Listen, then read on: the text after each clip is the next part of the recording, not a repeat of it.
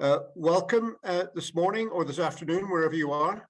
My name is Tommy Sheppard. I'm a member of the Westminster Parliament in the UK, and I represent Edinburgh East in Scotland. I have been asked to chair the seminar this morning and delighted to do so. I'm a member in the UK of the All-Party Group in Palestine and one of the vice chairs of that organisation. Just a couple of words of introduction to start with. This is a meeting of the European Parliamentarians for Israeli and Palestinian Equality. That is an informal network that's been meeting for the last year or so, involving parliamentarians from different European countries trying to coordinate their campaign to pursue justice for the Palestinians and get a solution to the problems that are based on equality, human rights, and international law. So far, 14 countries, parliamentarians from 14 different countries have signed up to the network. And we are now moving on to a more organized footing and arranging a series of detailed briefings on what is happening in the region. And this is the first of those briefings, and we're going to focus on the topic of the settlements and settler violence in particular. We have got 4 excellent speakers to give us both their opinion and their detailed assessment of what is happening on the ground. And I will introduce them, say more about each of them when we get there. But just to run through them briefly, we shall start with Rula Jamal, who is the head of monitoring of al-Haq, then Basil al-Adraa, from the village of a-Tuwani in the South Hebron Hills. He's an activist and a journalist. Then we will go to Zakaria Odeh, Executive Director of the Civic Coalition for Palestinian Rights in Jerusalem. And finally, Sarit Michaeli from Basil. The 4 speakers will have 7 to 10 minutes each to make an opening presentation, and then there will be opportunity for questions, and we need to wrap the whole thing up in the next 55 minutes. So I think I was going to say a few words about the problem itself, but I think actually we'll just crack on and allow the speakers to outline the problem as they see it right now. So I'd like to start with Rula Jamal. Rula is the head of monitoring and documentation for Palestinian human rights organization al-Haq. She has been working on human rights and international law for the last 12 years on Palestine and other countries in the region. She has a master's in human rights and a master's in international law and armed conflict. Rula, over to you. Thank you very much, Tommy, and thank you everyone for giving us this space to speak to you today. And I would also like to salute all the women with us in the audience today on International Women's Day. I hope we all continue together on the different struggles that we are part of. So I was asked to speak about settler violence and settlements in this enterprise. And I thought this is not a new topic. This is something that you have all heard about many times. You know about the existence of the colonial settlements in Palestine. And you know how this is an ongoing demand, an ongoing extreme continuation of the entire system and enterprise of colonization. So I wanted to give some of the findings of a report that we have recently wrote on the expansion of colonial settlements, and also on some of the new policies that we are seeing from the settler violence. In addition, I will be ending with some very clear demands on what we together can be doing, or what you also can initiate on different levels. So to start with, I think you all also know that settlements and the expansion of settlements does not come as an enterprise by itself. It is not an inseparable it is not a separable part of the entire policies of the occupation of Palestine and the ongoing occupation of Palestine. We do call it within al-Haq and within international law as a compound crime or a complex crime, where it involves transfer of civilians from the occupying state into the occupied state. It's all which amounts to a crime against humanity according to the Rome Statute. It also includes prosecution of people, and prosecution of people comes through this report that I just mentioned. And by the way, it's in Arabic, but we are going to be translating and publishing it soon. So I will be sending it to Joseph, that maybe can also distribute it among all of you. The prosecution type, which is the second part of the crime, it comes in many different ways. But how we see the harassment that is being done against Palestinian people is through, for example, we have seen cases of stabbing, we have seen cases of physical assaults, burn down of entire lands that are actually the breadwinner of certain families in certain countrysides and villages in Palestine. We have seen the destroyment of religious sites, burn down of mosques, church, etc. It is more and more becoming systematic. We are seeing settler colonial violence becoming more and more systematic and more scary to the people. When we speak to the people in the countryside, they are terrified of what can a group of settlers come and do tonight. They are usually armed, and they are usually backed by occupying forces, occupying soldiers. And recently, actually, we have seen even the interference of police. Last year alone, we have seen the killing of 3 persons that were killed actually by settlers, which is a policy that we are now newly seeing. And it is very alarming to see that happening in the presence of soldiers and in the presence of the police, which, by the way, are the same group and actors that those Palestinians that were attacked are supposed to be going to after an attack. So you can see the complex of the situation. So the prosecution, it holds a lot of more than 300 different violations that al-Haq has been documenting. Of course, not exhaustively because we don't have that capacity, but different types of violations, more than 300 different types of violations. The third crime within this compound and complex crime is the crime of apartheid, where we see one racial group is trying to take control and over another racial group. And this is also falls under the crime against humanity and war crime. The third is the confiscation of land, the confiscation and the change of the demographic of the occupied territories. That also amounts to a crime against humanity according to the Rome Statute and according to international law. And the fourth is the forcible displacement of civilians from their villages and countrysides. So Palestinians coercively transferred by creating a coercive environment so that they can no longer live in the countryside and in their villages and in their neighborhoods because they fear for their lives, they fear for their cattle, they fear for their houses, their cars, etc. So these are the types of violations that we have been seeing, and it all falls under this complex crime. So when we look at settler violence, we can never look at it by itself. And it should not be looked upon as one of the incidents. No, it is definitely the contrary. It is connected to this entire enterprise of colonization of Palestine. And by the way, there are many reports, and we are also working on reports that are looking into the state's interference and the occupying state of Israel participation in the continuation of such crimes and in the continuation of confiscation and in the continuation of the several violations that I have been talking about. So, and when we look at, okay, so what can we do? we together can be doing something.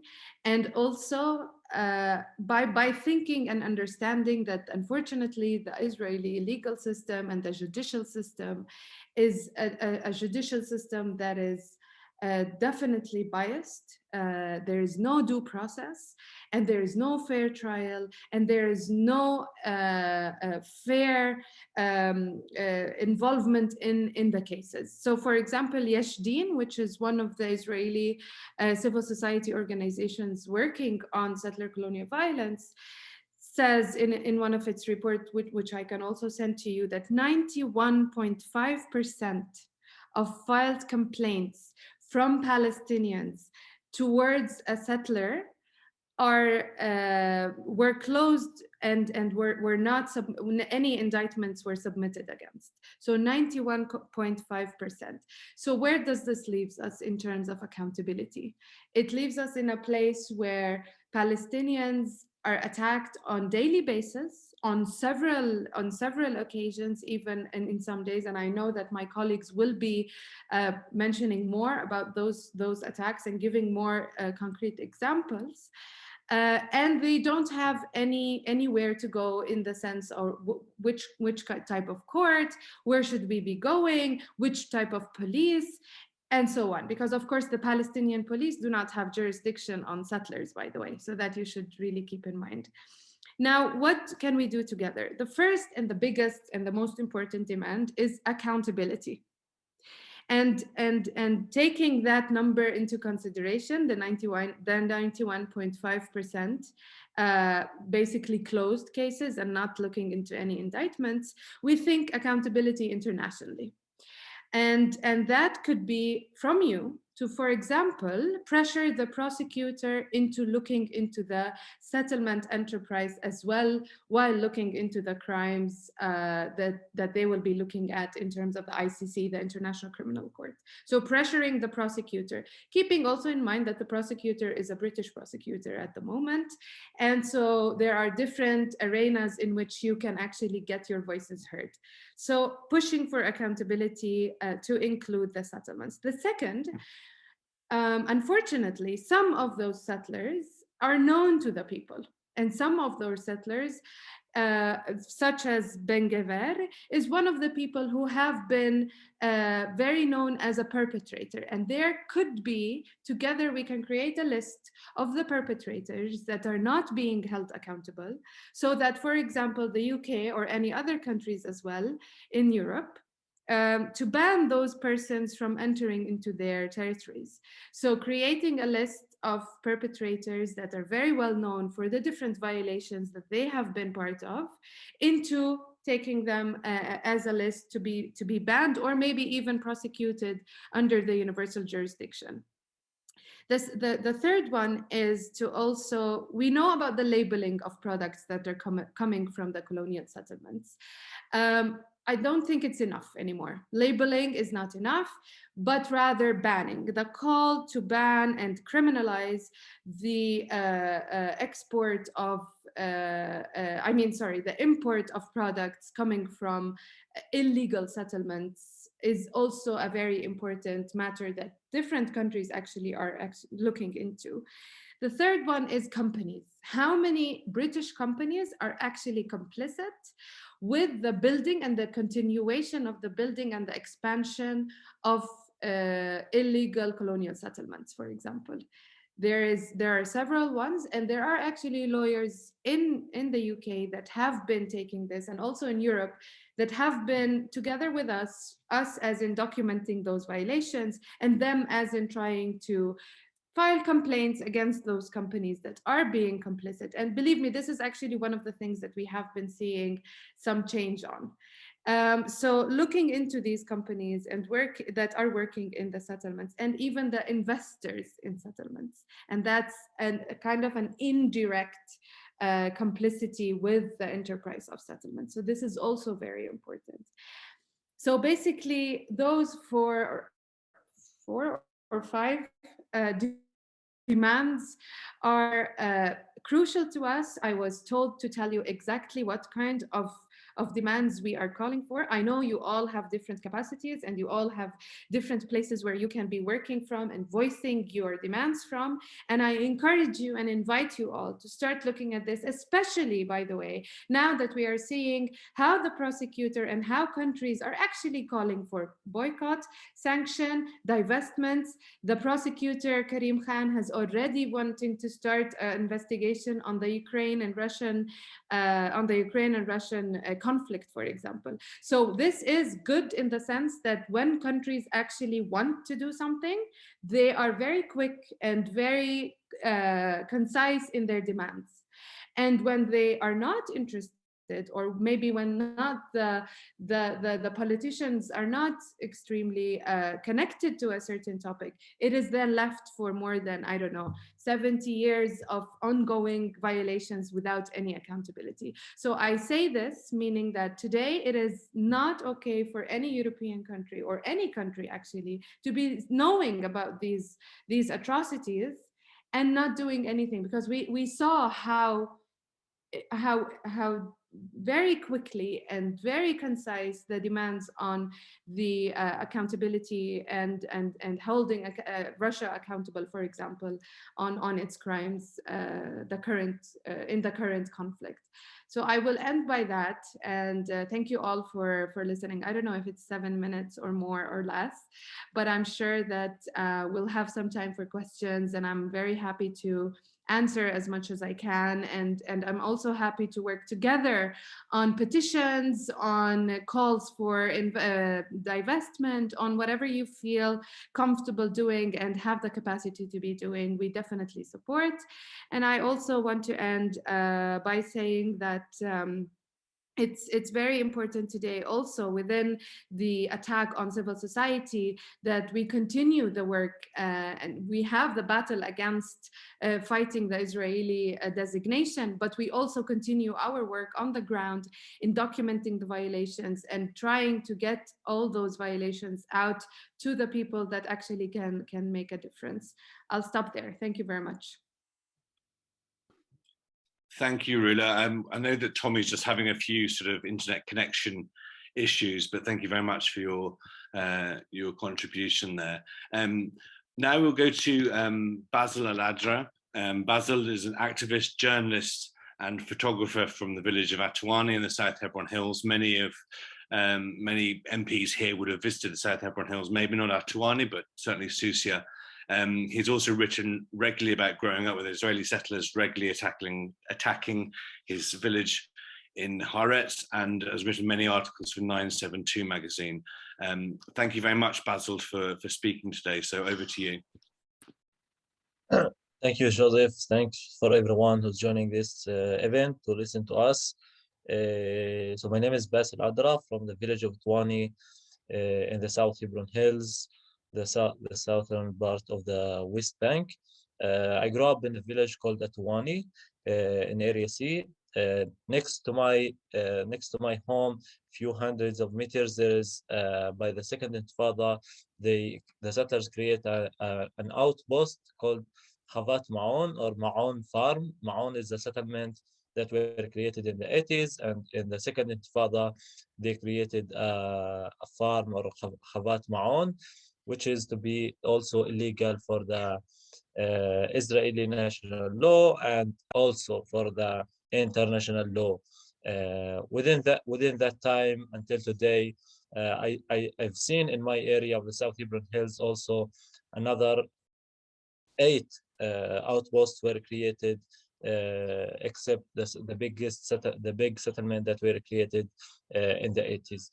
These settlements and settlers living here and come and colonize our land and taking it by violent, or by what they call it, the law, the state land law, or whatever laws they are making in order to legitimize themselves as a soldiers, or as a settlers, or as a police. In the end, it is occupation. It's a try to legitimize itself.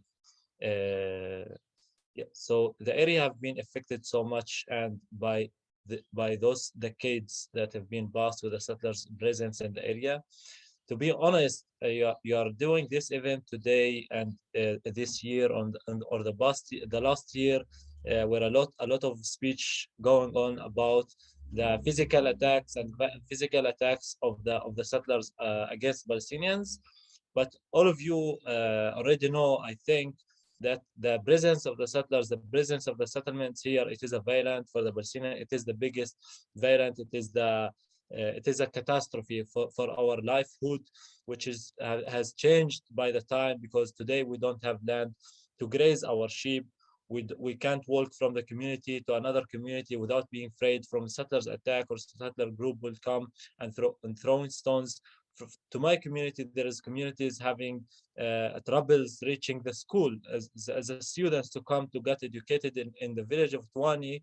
The students come from village Tutuba to come to the village of a-Tuwani, need a soldier, an Israeli soldiers, to escorting them, passing the way toward here, instead of jailing these settlers who's attacking the students, or like who attack the activists, who the settlers who attack everyone who try to help the students. No, they make a solution that soldiers come and escort these kids.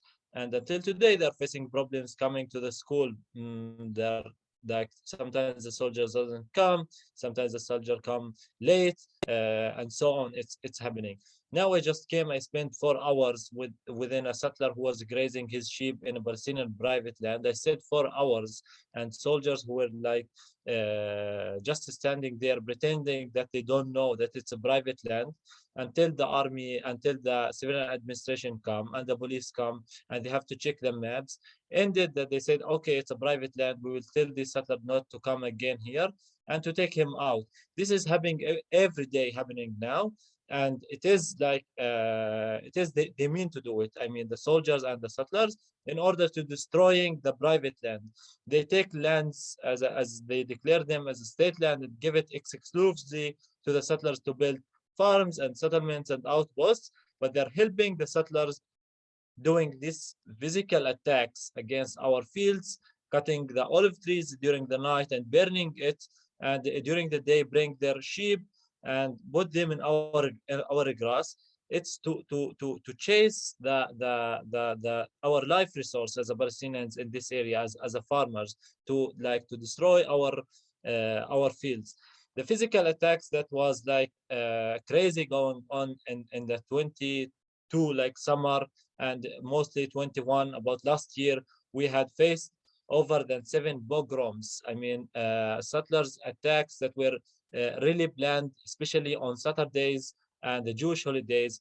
These settlers were always backed by Israeli soldiers who's pretending that legally they can't do anything except protecting these settlers. Even when settlers in last September moved like from Abigail outpost and Khabat Ma'un outpost toward Mafagara village, and they were running from a home to another, damaging the windows. The people who've been there were injured. Tractors and vehicles, water tanks, everything there were destroyed. I stood there, I filmed for 3 minutes before I got chased by 15 settlers. The video were published on Basil page. It was the most scary moment I ever feel, and the most scary event I ever saw in my life. I saw mothers and children running away to the valley from what's happening, because soldiers were shooting tear gas inside the homes, and settlers were throwing like stones and sticks and knives, like to break to cut the water pipe and the car's vehicles. What's happening here in the South Hebron Hills? It is soldiers. Like, I want to add what Rula already said from Al-Haq, what we are demanding as a Palestinians, and I appreciate so much the Al-Haq work that a Palestinian civil society keep their work and documentation and working for us as a people on the ground and facing these settlers attacks. I want to add more that these settlers attacks, it is helping the state of Israel. Even the state is pretending that it's not, and they are bad of group of settlers that doing these crimes, and the state want to deal with it. It's not.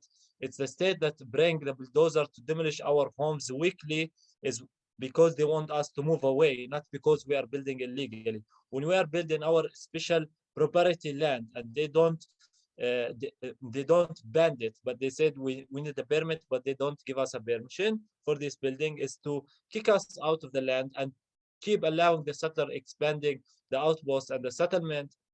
It's colonization.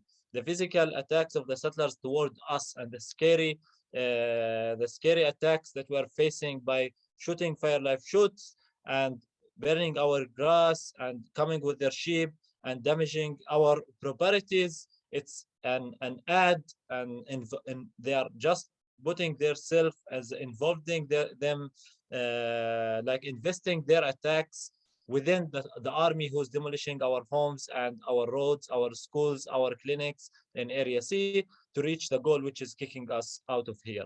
These things will not be stopped if there will be no accountability against the settlements itself, against the outposts, against the invests of the European companies that coming and working in the settlements, while Europeans saying and the international law saying it is illegal for Israel to build the settlements, but settlements and outposts, and this year the settlers has involved more farms for the settlers.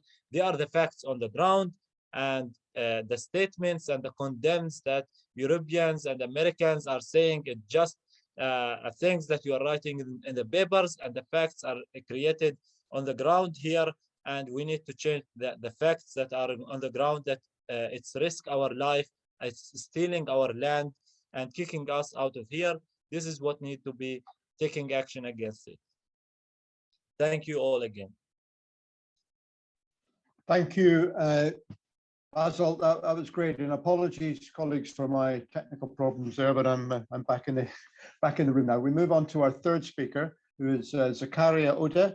Zakaria is the Executive Director of the Civic Coalition for Palestinian Rights in Jerusalem, which was established in 2005 in order to contribute to effective mobilization and cooperation of civil society vis-a-vis Israeli policies that undermine Palestinian rights, identity, and presence in East Jerusalem.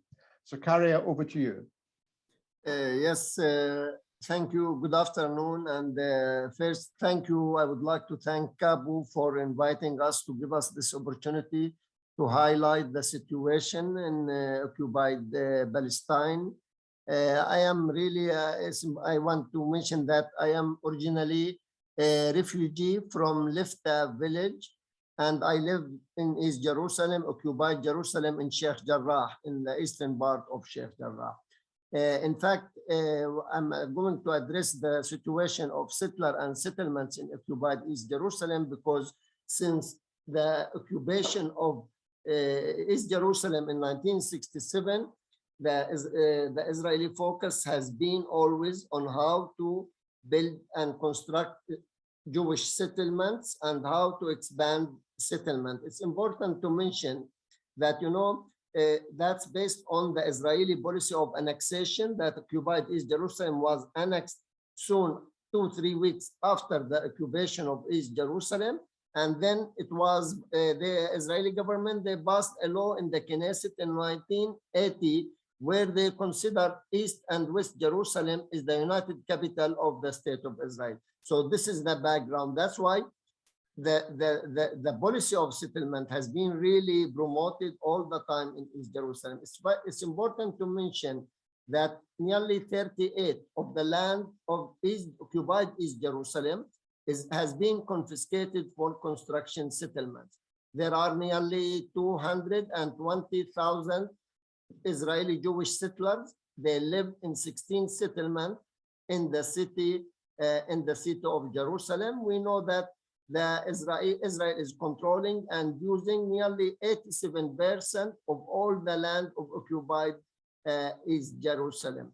So building settlement, increasing the settlers in occupied Jerusalem is part of the Israeli demographic control policy. You know, always they try to create an Israeli Jewish majority in the city of Jerusalem vis-a-vis a small minority of the Palestinians. You know, in 1970, they were talking about 20% Palestinians, 80% Israeli Jewish. According to the Israeli, what we call it 2020 or 2000 master plan, they talk about 30% Palestinians and 70% Jewish Israelis. So the demographic issue is always one of the main goals that the various Israeli institution leaders are trying to create, and behind the policy of constructing and building settlements. That's why nearly 1/3 of the settlements or the settlers in occupied West Bank, they live in occupied East Jerusalem. So the big part of the settlers and settlement is really in occupied East Jerusalem. That's, these settlements, in addition to the outpost inside, the old city, there are nearly more than 55 outpost settlement in the old city of Jerusalem. There are, the various outposts in different neighborhoods, and this create or lead to all these settler violence that been taking place in East Jerusalem. It's one of the places I would like to mention is Sheikh Jarrah. Maybe you have been hearing recently that there is a decision to evict families in the western part. Sheikh Jarrah, we have the western part, which is now there are families under eviction, and we have the eastern part, what we call it Karmel Jaouni, that there are in the eastern part, there are 60 families that are facing forced displacement, and in the western part now there are nearly 40 families that they are facing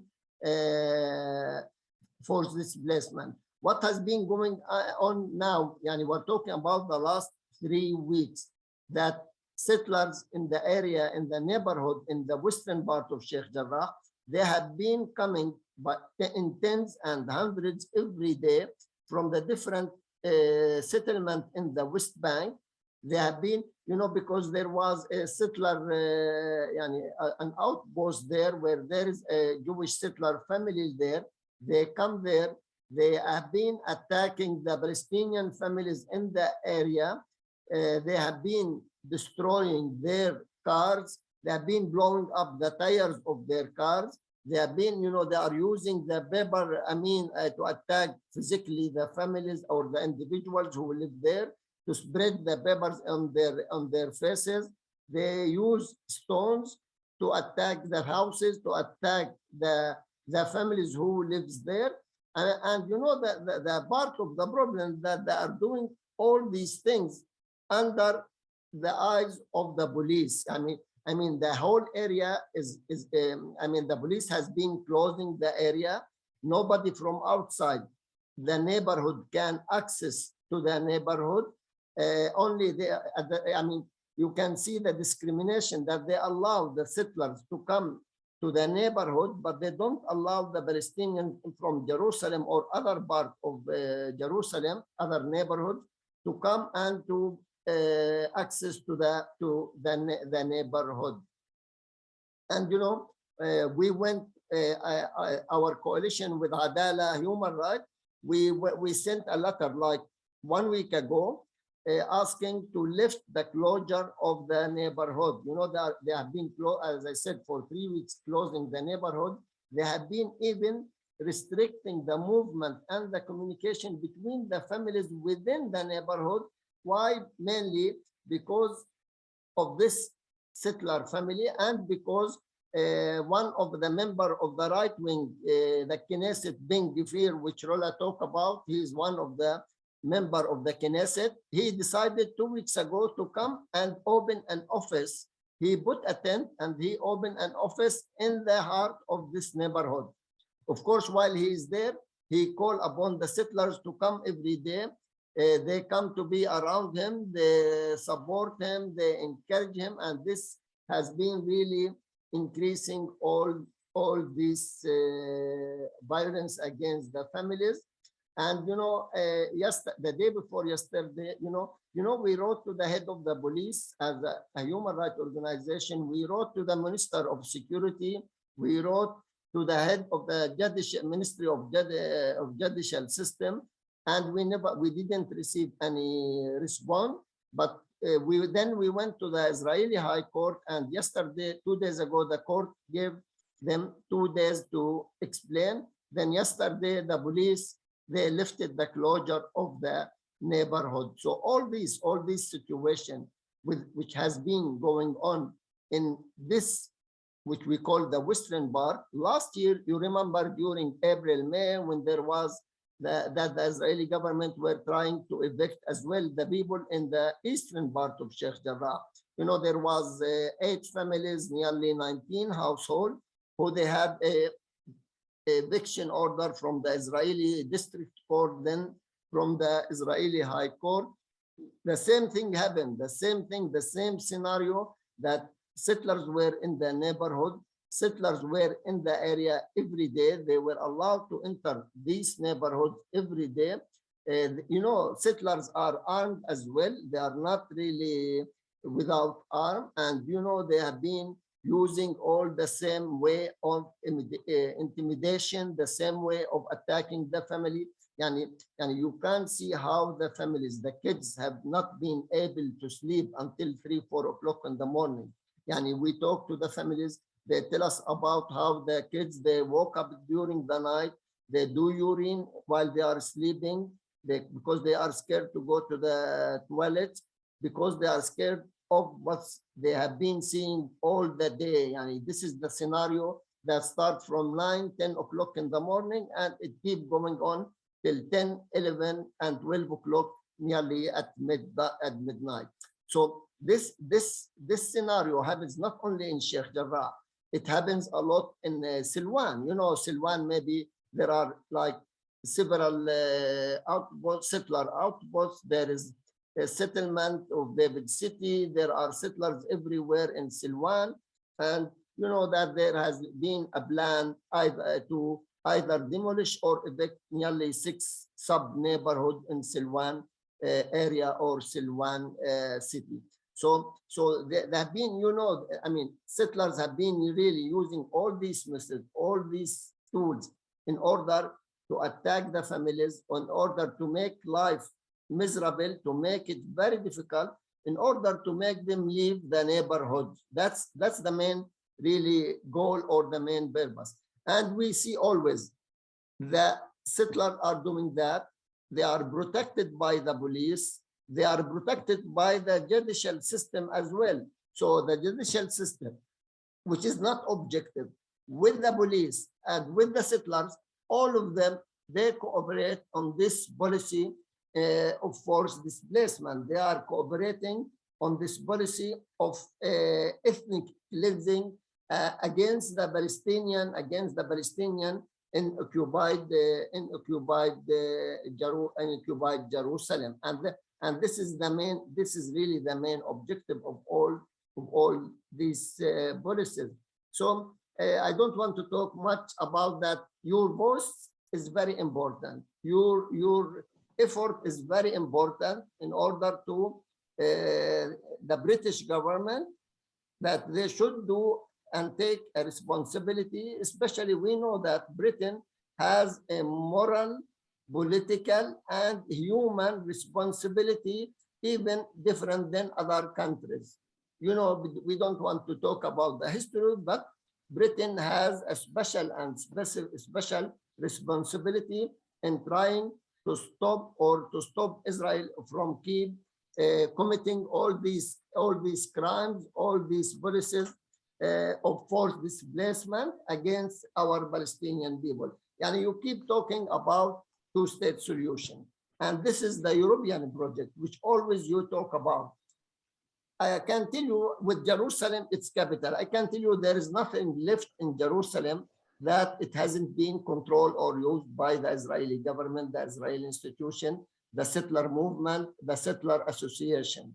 So if you talk, at least if this is your project, I think it's very important that you stand up and you defend the project that you see as a solution for what's going on in Jerusalem or in Palestine or in the whole area, to stop the colonial settler apartheid regime that has been going for nearly 73 or more years. Thank you.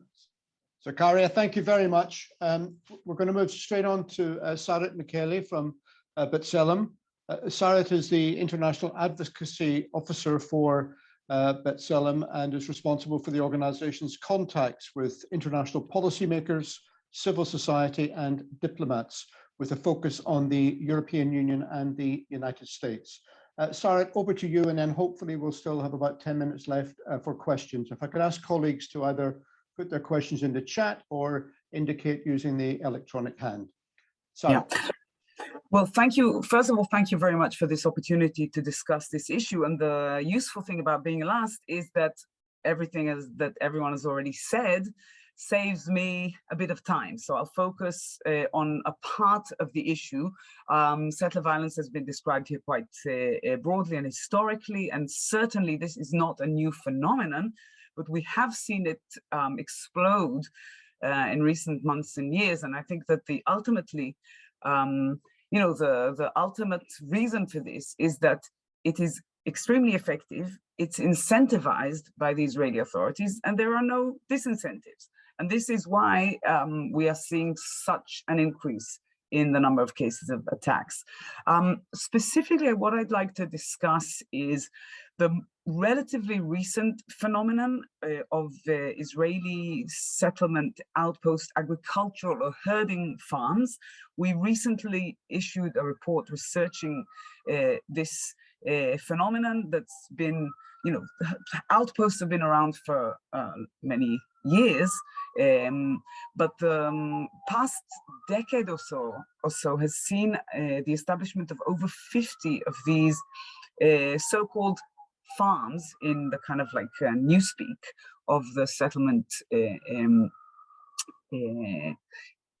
movement.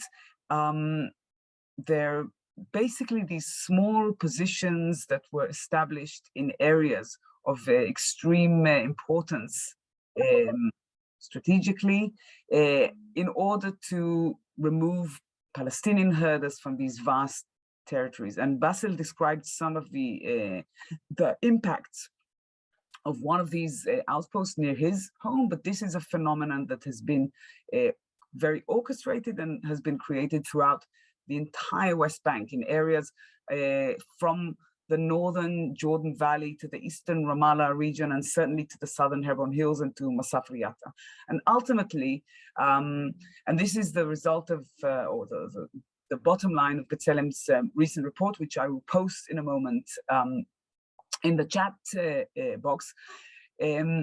The ultimate issue, or the ultimate result, is that settler violence is essentially a major informal tool that assists the Israeli authorities to remove Palestinians from vast land tracts throughout the West Bank in order that they can then be taken over and expanded. And this is not coincidental in any way. It's orchestrated, organized, and I would say in a very basic level, the smoking gun, as it were, behind this entire issue is that it is also state funded, directly or indirectly. In our report, we give some examples in this current report, but also in the previous B'Tselem report issued last year on the entirety of the settlement project, gleaned from research conducted together with our colleagues at Kerem Navot, another Israeli organization that does research on this issue. And ultimately, all branches of the state participate in funding these agricultural outposts. This is done directly and indirectly by government, central government, and by local government, and certainly also by the settlement division of the World Zionist Organization, which is state funded in this context, which provides extremely generous and useful funding for the establishment of these agricultural farms. And like we describe it in the report, I mean, essentially violence is the business model of these outposts. All you need is basically a herd of sheep or cows, a few people to guard them. The moment you will establish your outpost, you'll get a security detail provided generously by the Israeli military, right, immediately, regardless of the fact that these outposts are supposedly meant to be illegal even under Israeli law, and certainly theoretically, ostensibly are built against the will of the Israeli authorities. This is clearly not true, but and the ultimate proof is, aside from the funding, that these outposts immediately get protection. And then the settlers in the outposts will start essentially terrorizing their Palestinian neighbors. They'll patrol the areas in quad bikes or on tractors. They have drones that they fly over the Palestinian herders and in order to scare off their herds. And they'll immediately apply a regime of actual violent attacks. And in some cases, all that's needed after a certain period are only threats to basically to demonstrate to the Palestinian herders in the area where they are not allowed to access, right? So we have ended up, and this can happen sometimes overnight, right? So these outposts that are being established very, very often will just immediately establish a new regime in the area, and Palestinian communities that have relied on these quite large herding areas in order to build up their herds to get basically free food and water, will be banned from accessing grazing land and often also banned from accessing water cisterns. And the immediate impact is that they are basically locked into a spiral of debt, because in order to supplement the nutrition of these herds, the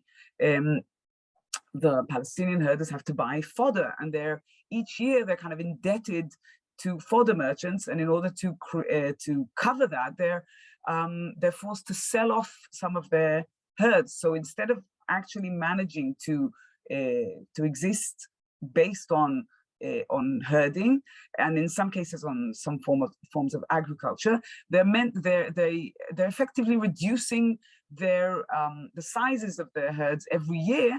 And I would argue, based on the testimonies we've got in this report, and also based on many conversations I've had with people on the ground, that the herding sector in these areas is on the brink of collapse.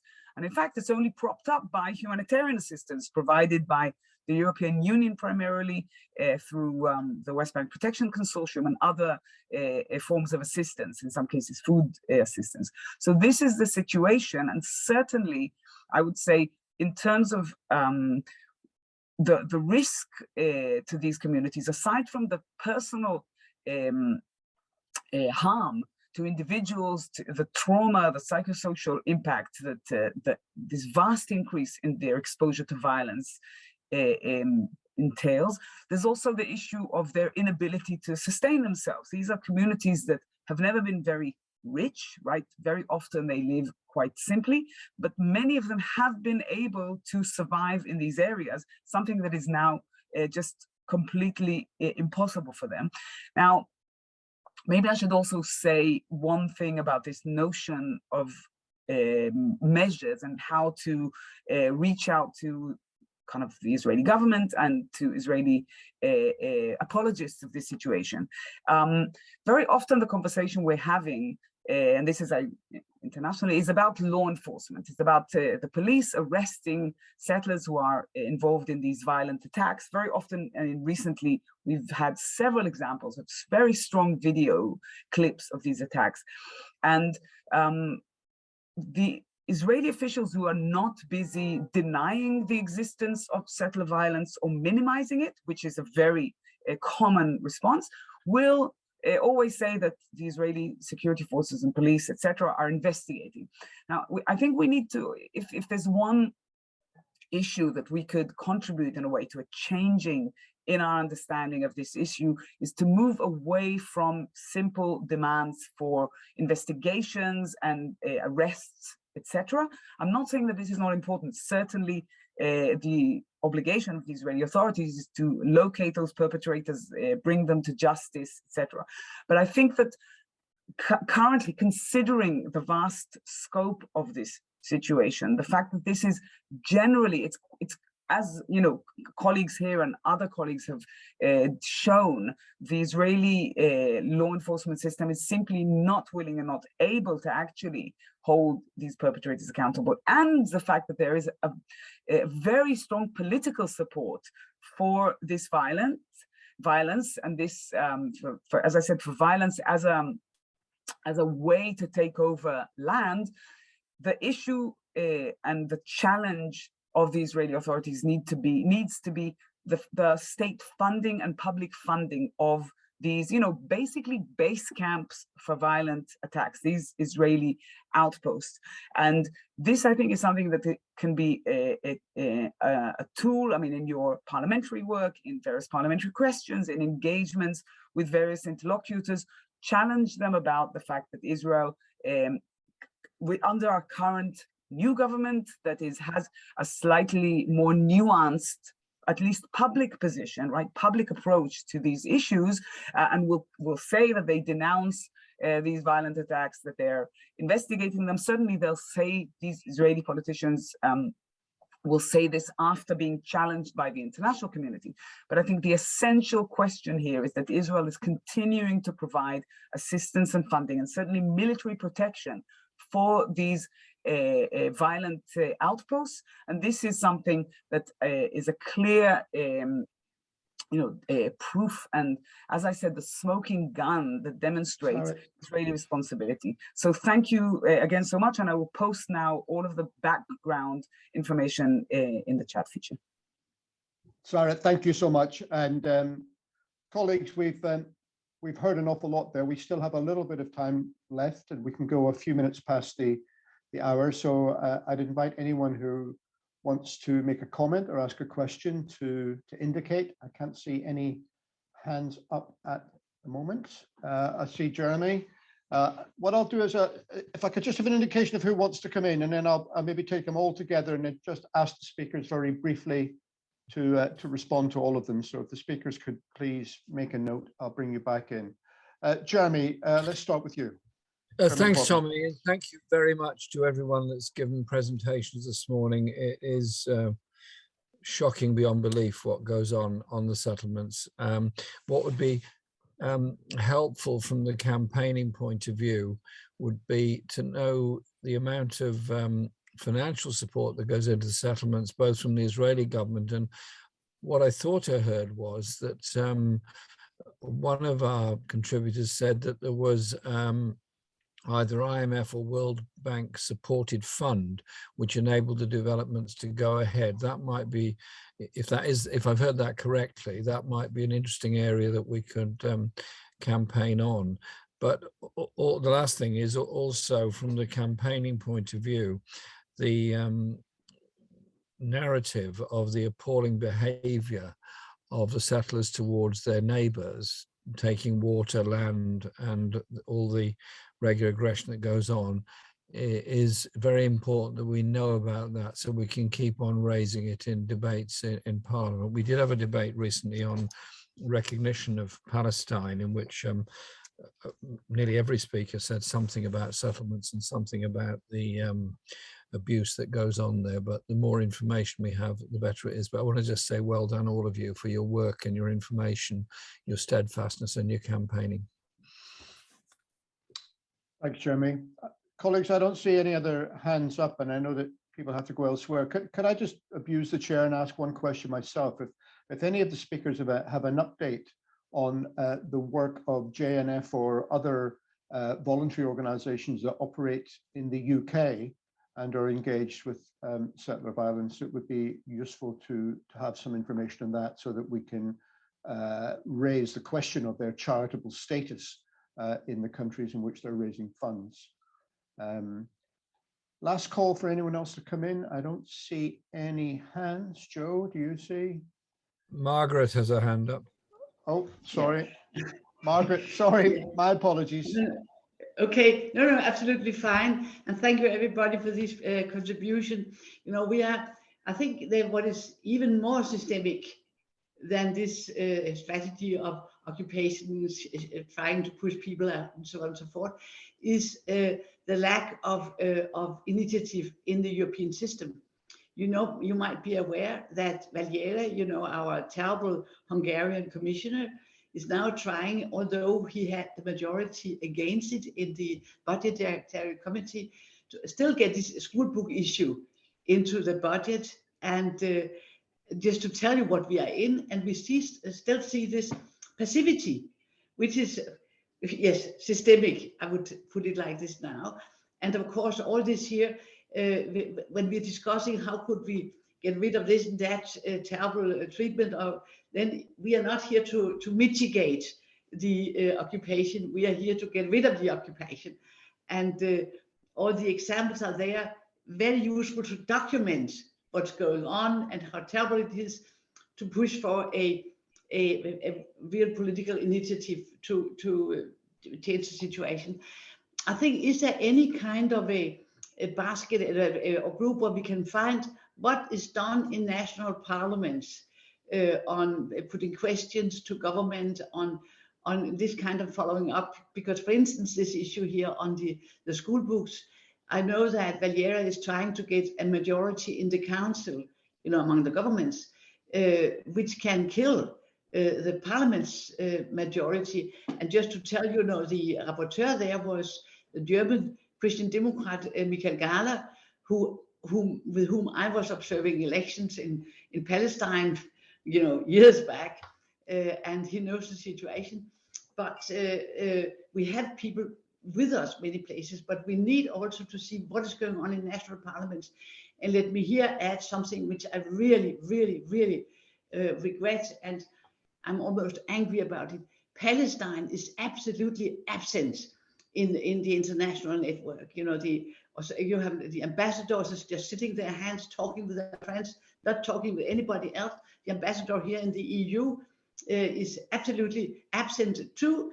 And I think that is very, very dangerous, that they leave the whole field to the Israeli lobby.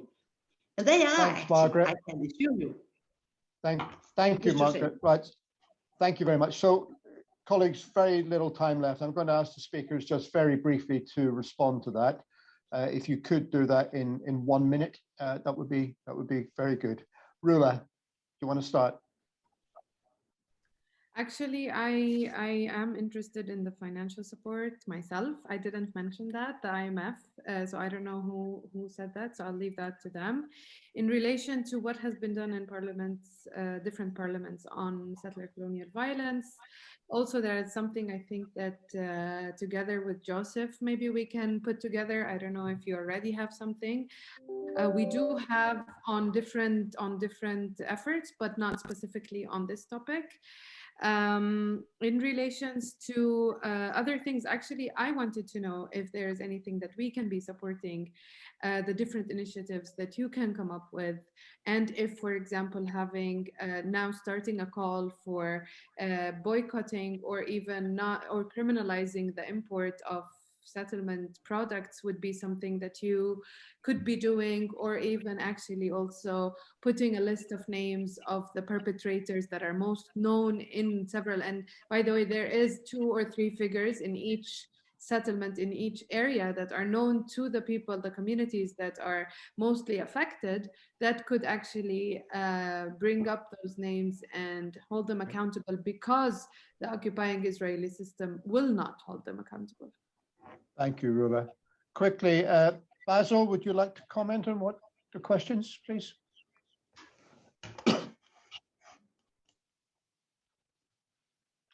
Basil, are you? Yeah. Sorry.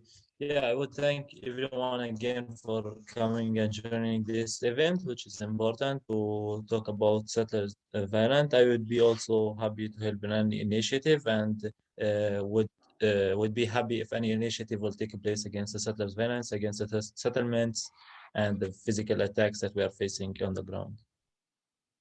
Thank you, Basil. Zakaria? Yes, it's important that we stress that the settler movement and the settlers is the arm of the Israeli government, is the arm of the Israeli government in its expansion, land control, forced displacement, and ethnic cleansing. And it's very important to say that the settlers or the Israeli government will not continue to do what they have been doing for not only 55 years now of Israeli occupation, but even 74 years of Israeli occupation. If there is a serious position by the international community trying to stop what they are doing. I think they are doing what they are doing. They will continue to do that. They will continue to commit all these crimes as long as the international community is keeping away an eye. And I think it's time to stop the double standard of dealing with various issues. I think with what's going on now in Ukraine, we have seen how European countries are taking decision after decision, meeting after meetings. There it is occupation, but here, 55 years, it's not an occupation. I think it's important that the conscience of the people will wake up and try to do something to stop what's going on under Israeli colonization and occupation. Thank you. Thank you so much. And Sarit, over to you for the last word. Yeah, just really quickly, I would say the flip side, right? The other side of the coin of settler violence is state orchestrated demolitions and confiscations of Palestinian equipment and homes in Area C and in these same communities. And I think there needs to be a kind of joint position on this and an additional work through EU, through on the Brussels level, but also in capitals in order to begin to resist this. The second point is absolutely just to second what Zakaria said. I think that currently the world's attention is focused on Ukraine, but we need to be aware that unfortunately this brings up a massive risk for an increase in violence in our area, simply utilizing the fact that the international community is not focusing on this, understandably, but it's very important that people still pay attention to what is happening here in order to at least try and prevent that. So thank you very much, everyone.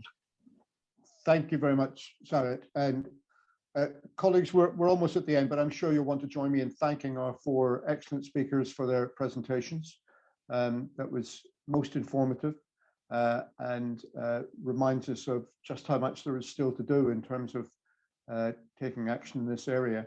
There's been various stuff posted in the chat with links for more information. I'm sure the Secretariat will make sure that that is properly circulated. And we need to act within our respective parliaments now and try and raise questions and build pressure. And at our next meeting and subsequent ones, we can see the results of that and hopefully coordinate our efforts to greater effect. But thank you very much to the speakers, and thank you everyone for your time. Can I just say that, Jeremy, I'll get back to you on that funding because I noticed that it wasn't answered. So I will look into the IMF financial support to settlement enterprise, and I'll get back to you. Thank you, Rula. That's most helpful. And thank you for the presentation and your work. Thanks. Okay. Bye-bye. Right. Thank you all. Thank you, everyone. Much Okay, appreciated. goodbye.